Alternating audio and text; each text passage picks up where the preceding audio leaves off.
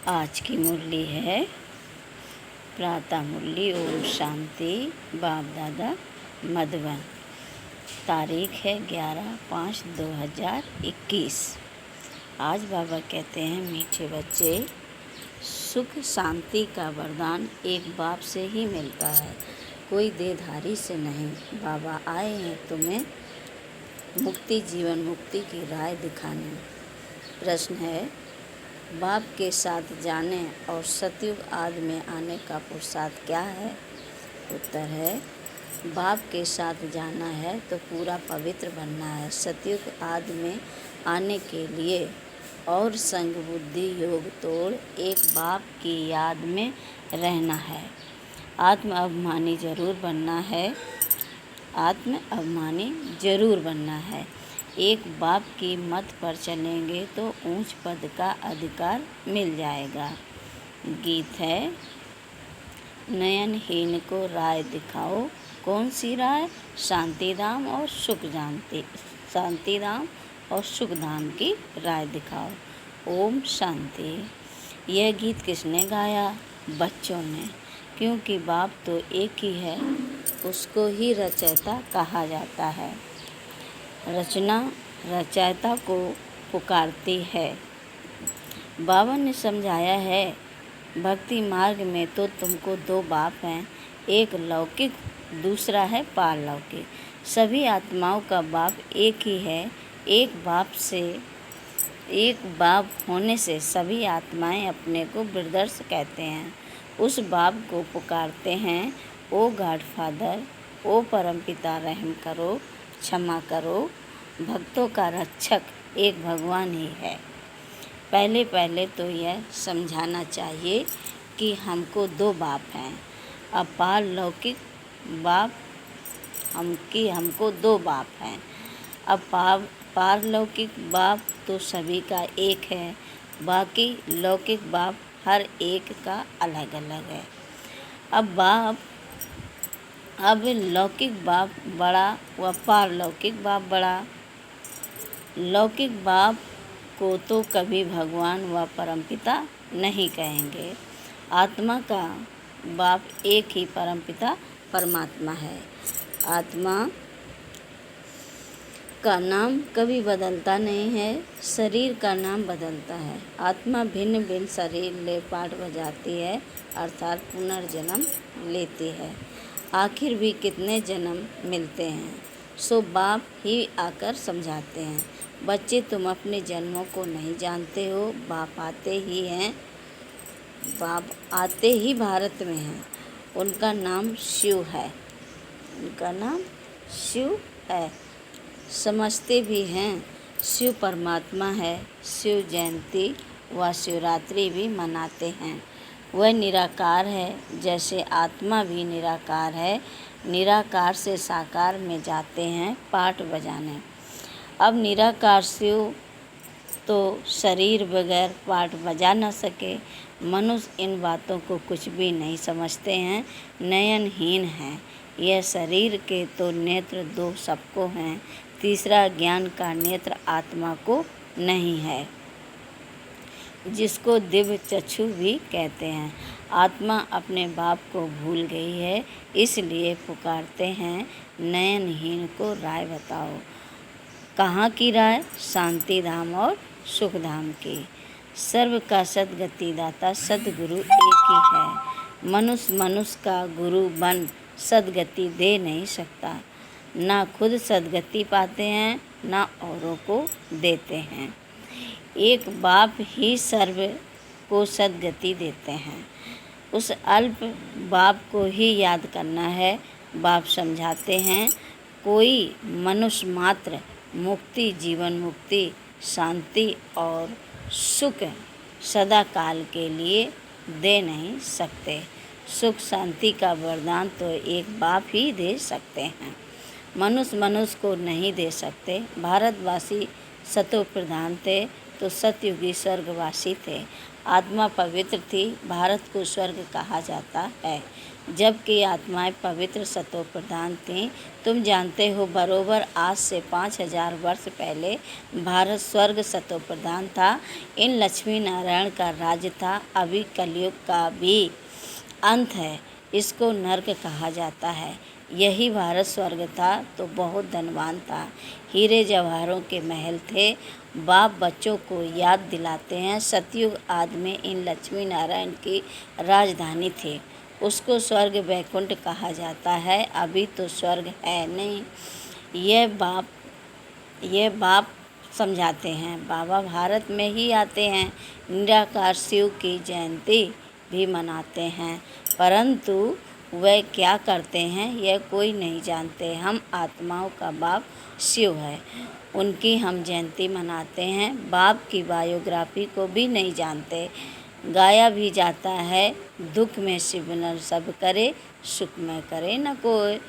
पुकारते हैं, ओ God father रहम करो, हम बहुत दुखी हैं, क्योंकि यह रावण राज्य है। वर्ष वर्ष रावण को जलाते हैं ना, परंतु यह किसको पता नहीं है कि 10 शीश वाला रावण क्या चीज़ है। हम उनको जलाते हैं।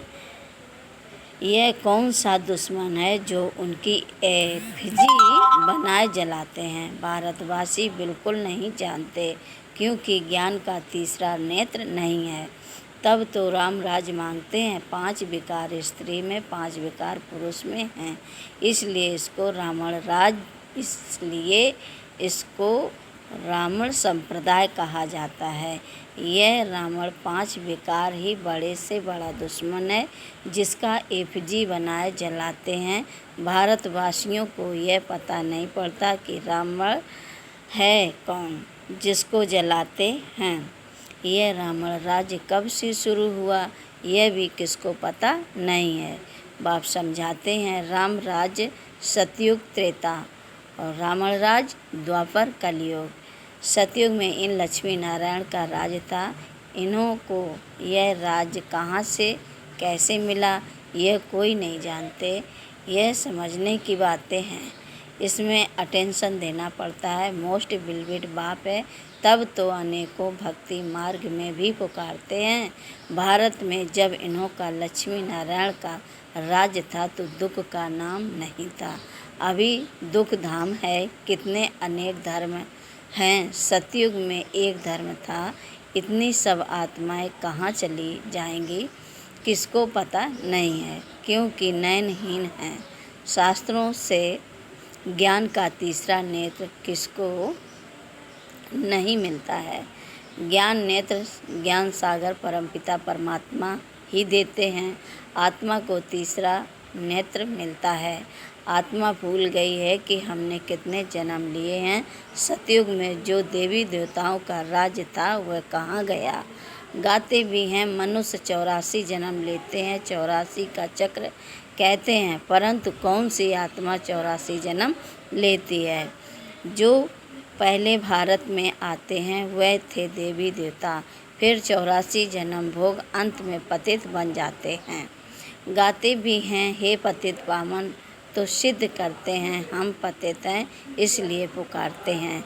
हे पतित पावन, हमें पावन बनाने आओ। जो खुद ही पतित हैं वह फिर औरों को पावन कैसे बनाएंगे। बाप समझाते हैं, आधा कल्प भक्ति मार्ग में रावण राज 5 विकार होने के कारण भारत ने इतना दुख को पाया है।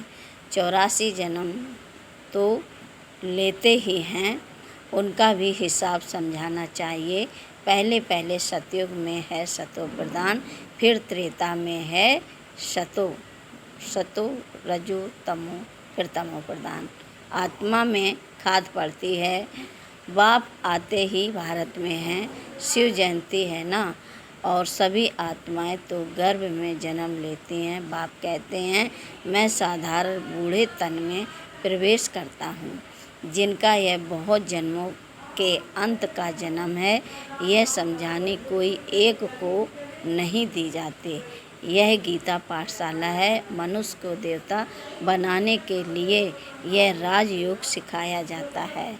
तुम यहाँ आए हो स्वर्ग की बादशाही प्राप्त करने, जो बाप ही दे सकते हैं। गीता पढ़ने से कोई राजा बनते नहीं हैं और ही रंक बनते जाते हैं। बाप गीता का ज्ञान सुनाए राजा बनाते हैं। औरों द्वारा गीता सुनने से रंक बन गए हैं। भारत में जब इन लक्ष्मी नारायण का राज था तो प्योरिटी पीस प्रॉस्पेरिटी थी। पवित्र गृहस्थ आश्रम था, वहाँ हिंसा का नाम नहीं था। फिर द्वापर से लेकर हिंसा शुरू हो गई है। काम कटारी चलाते चलाते तुम्हारी यह हालत आकर हुई है। सतयुग में 100% साल्वेंट थे, शत्रु प्रधान थे। यह राज कोई भी मनुष्य अथवा साधु संत आदि नहीं जानते। बाप जो ज्ञान का सागर पतित पावन है, वही आकर शत्रु प्रधान बनने की युक्ति बताते हैं। रावण की मत पर मनुष्यों का देखो क्या हाल हो गया है। राजे लोग भी वह जो पवित्र राजाएं होकर गए हैं उन्हों के चरणों में जाकर पढ़ते हैं और महिमा गाते हैं। आप सर्वगुण संपन्न, हम नीच पापी हैं, हमारे में कोई गुण नहीं है। फिर कहते हैं आप ही तरस परो ही, हमको आकर मंदिर लायक बनाओ। किसकी भी समझ में नहीं आता कि बाप कैसे आकर फिर से देवी देवता धर्म की स्थापना कराते हैं। अब तुम समझते हो, हम सो देवी देवता धर्म के थे, हम सो क्षत्रिय वैश्य शूद्र बने, इतने जन्म लिए, अब 84 जन्म पूरे हुए हैं। फिर दुनिया का चक्र फिरना चाहिए, इसलिए फिर तुमको पावन यहाँ बनना है। पतित तो सुखधाम, पावन यहाँ बनना है। पतित तो सुखधाम, शांति धाम में नहीं जा सकते। बाप समझाते हैं, तुम जो सतो प्रधान थे वह तमो प्रधान बने हो। गोल्डन एज से फिर आयरन एज में आए हो, फिर गोल्डन एजेड बनना है, तब मुक्ति धाम सुख धाम में जा सकेंगे।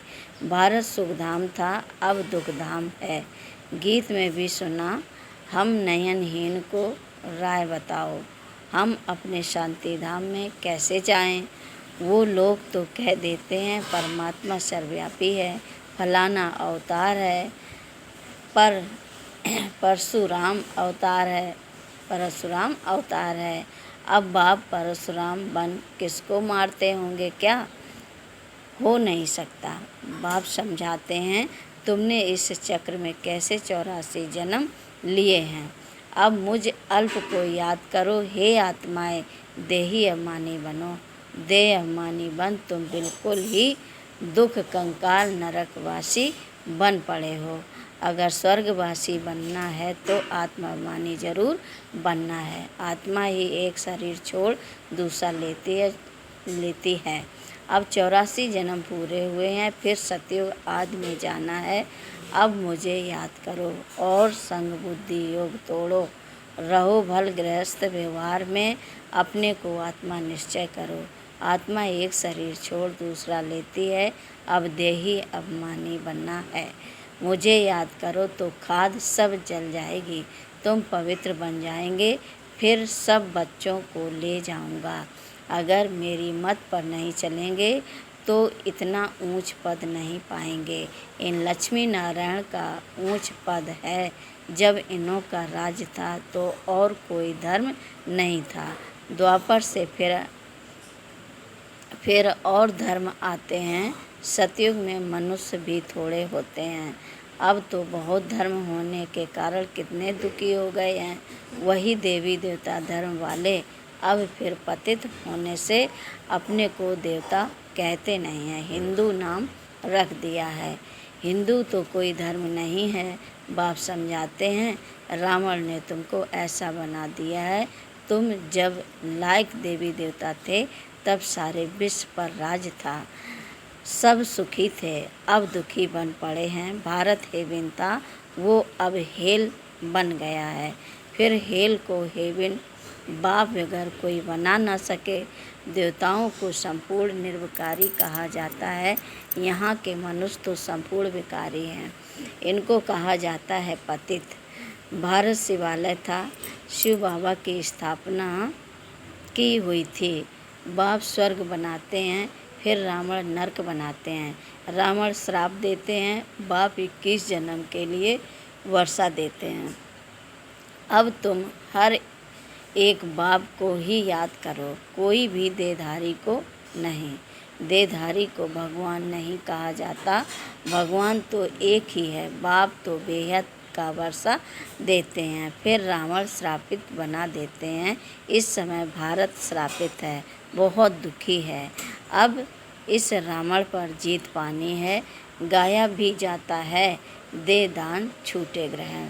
वो ग्रहण जो लगता है वह तो पृथ्वी का परछाया है। अब आप कहते हैं तुम्हारे ऊपर 5 विकारों रूपी रावण का ग्रहण है। यह 5 विकार दान में देने हैं। पहला तो दान दो कि हम कभी विकार में नहीं जाएंगे। यह काम कटारी ही मनुष्य को पतित बनाती है। अच्छा, मीठे मीठे शकील दे बच्चों प्रति माता पिता बाप दादा का याद प्यार और नमस्ते, याद प्यार और गुड मॉर्निंग। रूहानी बाप की रूहानी बच्चों को नमस्ते। हम रूहानी बच्चों को भी, रूहानी बाप दादा को भी याद प्यार और नमस्ते नमस्ते, गुड मॉर्निंग बाप दादा। धारणा के लिए मुख्य सार पहली पॉइंट है, बाप जो नॉलेज देते हैं उसे पूरा अटेंशन देकर पढ़ना है। ज्ञान के तीसरे नेत्र से अपने 84 जन्मों को जान, अब अंतिम जन्म में पावन बनना है। दूसरी पॉइंट है, रावण के श्राप से बचने के लिए एक बाप के याद में रहना है, 5 विकारों का दान देना है, एक बाप की श्रीमत पर चलना है। वरदान है, अपनी स्मृति वृत्ति और दृष्टि को अलौकिक बनाने वाले सर्व आकर्षणों से मुक्त भव। कहा जाता है जैसे संकल्प वैसी सृष्टि। जो नई सृष्टि रचने के निमित्त विशेष आत्माएं हैं, उनका एक एक संकल्प श्रेष्ठ अर्थात अलौकिक होना चाहिए। जब स्मृति वृत्ति और दृष्टि सब अलौकिक हो जाती है तो इस लोक का कोई भी व्यक्ति व कोई भी वस्तु अपनी ओर आकर्षित नहीं कर सकते। अगर आकर्षित करती है तो जरूर अलौकिकता में कमी है। अलौकिक आत्माएं सर्व आकर्षणों से मुक्त होगी। स्लोगन है, दिल में परमात्मा प्यार व शक्तियाँ समाई हुई हो तो मन में उलझन आ नहीं सकती। बाबा कहते हैं दिल में परमात्मा प्यार व शक्तियाँ समाई हुई हो तो मन में उलझन आ नहीं सकती। आज का सुमान है, मैं बाप की समीप आत्मा हूँ। मैं बाप की समीप आत्मा हूँ। आज का विचार है, सबको सम्मान देने वाला व्यक्ति सदा सम्मान में रहता है। अच्छा, ओम शांति।